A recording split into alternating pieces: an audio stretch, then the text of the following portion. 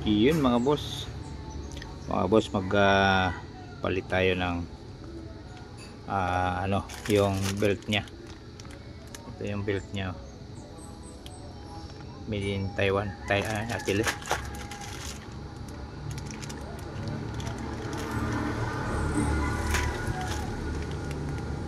genuine.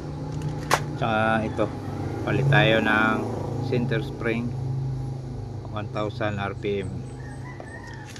Tsaka pagkatapos mag change oil tayo ng motol polysynthetic para dito sa ating, try ko muna itong motol kasi yan lagi blow core kaya mag try muna natin ng okay naman blow core, try ko lang muna itong sayang naman to, nabili na polysynthetic.